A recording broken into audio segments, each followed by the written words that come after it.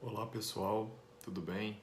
Meu nome é Gleison Marinho Guimarães, sou médico, pneumologista e professor da Universidade Federal do Rio de Janeiro, aqui em Macaé.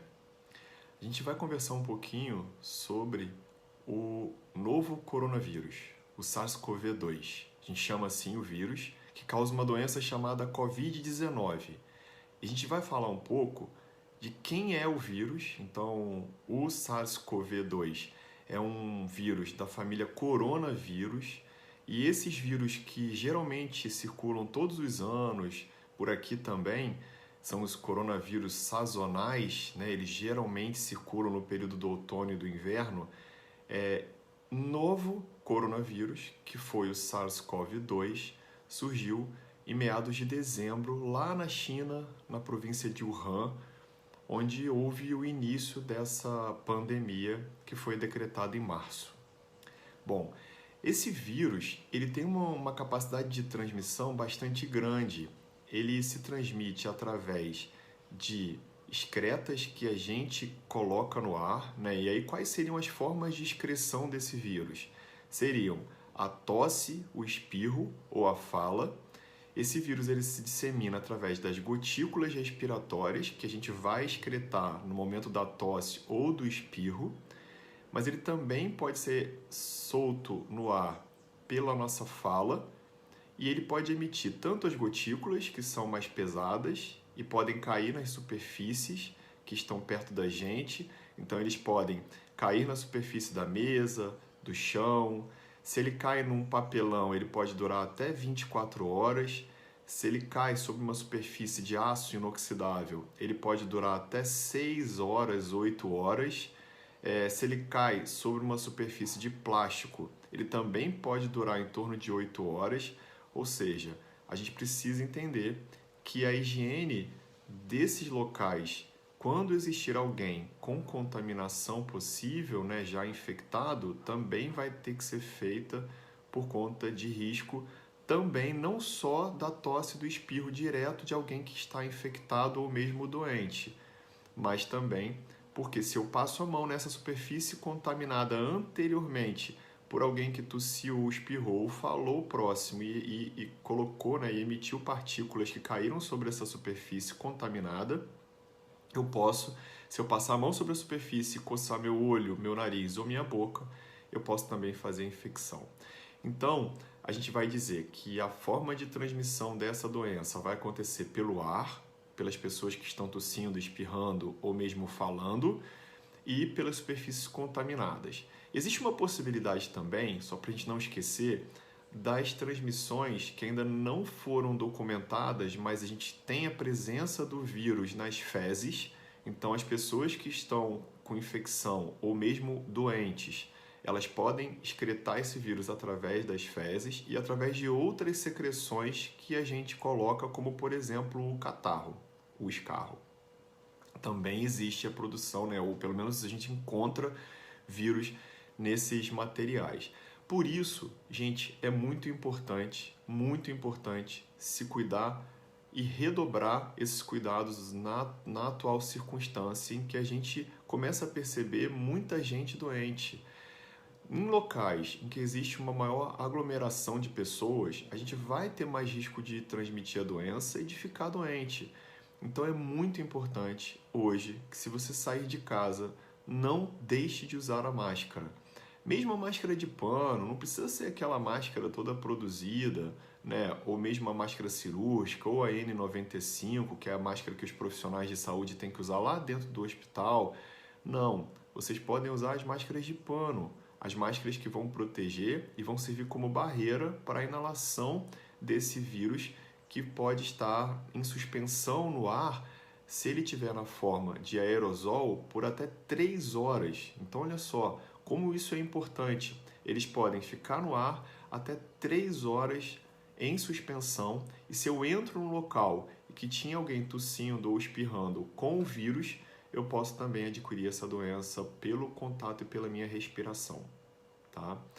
Esse vírus, o que a gente sabe é que as formas de transmissão, sendo essas que a gente conversou, O que a gente precisa muito fazer? Além de usar a máscara como um bloqueio no nariz e na boca. E aí, gente, não adianta usar máscara só na boca.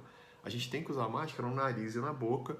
E de preferência, se tiver um local com mais gente circulando, a gente até vai sugerir que a gente use, por exemplo, nos hospitais, nos consultórios, nas clínicas, a gente também use um protetor ocular, porque esse vírus, se ele cai sobre a mucosa do olho, ele também pode induzir a infecção e em algumas pessoas ele vai fazer doença. É importante só prestar atenção no conceito de infecção, em que esse vírus pode chegar no meu organismo, promover a infecção, mas eu necessariamente posso não ficar doente.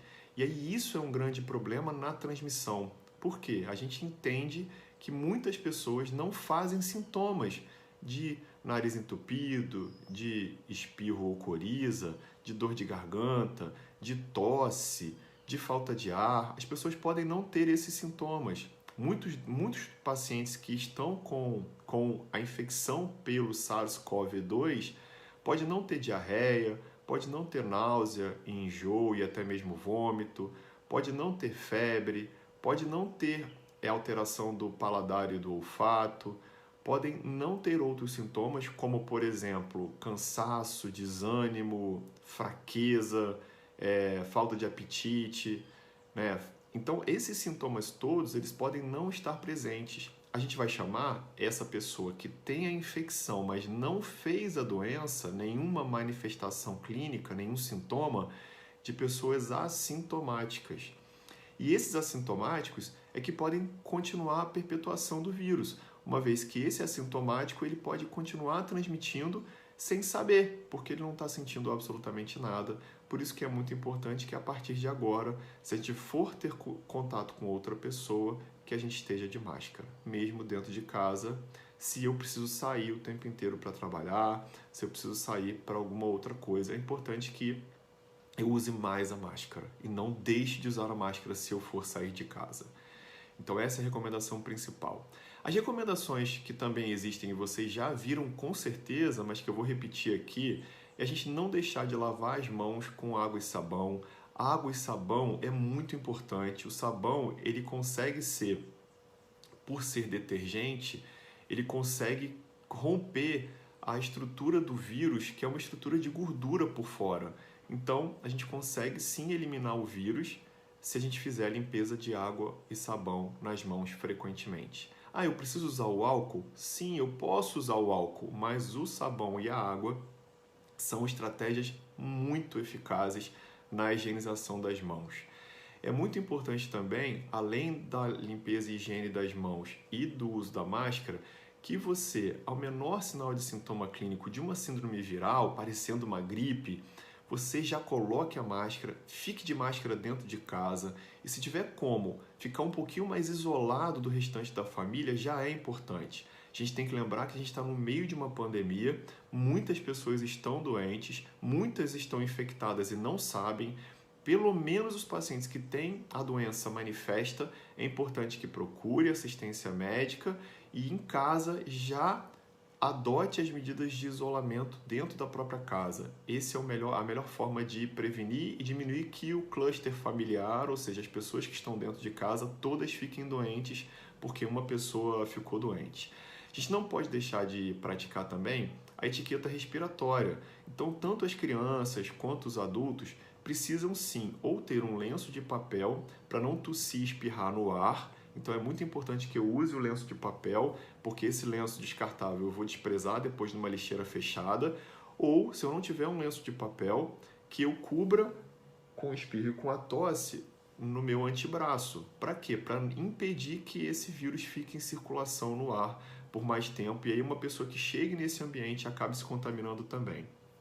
É muito importante que a gente também tenha essas questões de isolamento muito claras, porque o que a gente sabe, como regra de ouro, a gente entende que é dessa forma, que aquelas pessoas que têm um mínimo de sintoma respiratório, ou mesmo que tenham uma diarreia diferente, e que estejam com febre, ou que comecem com uma tosse, com sintomas de nariz, se tem algum quadro viral, como eu falei, é muito importante que sim, fique mais isolado em casa e converse com um profissional de saúde para ter orientação adequada.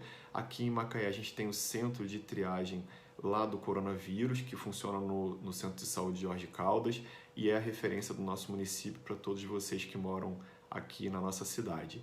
Fiquem com Deus, se protejam. A gente sabe que é um vírus novo, é um vírus em que a gente ainda está dominando o controle da doença, a gente ainda não consegue resolver todos os casos.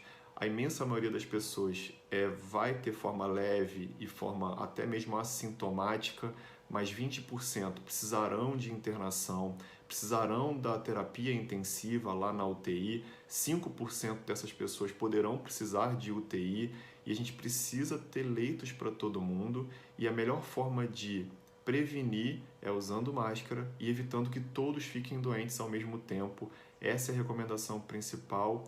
Isso é o que a gente tem tentado contribuir. Se vocês precisarem de mais informações, a gente pode conversar um pouco e vários vídeos também são postados na minha rede social, no meu Instagram e no meu Facebook, que é o dr.gleisonguimarães. Fiquem à vontade, estamos aqui para ajudar e muito obrigado pela possibilidade de estar aqui com vocês. Fiquem com Deus, se cuidem.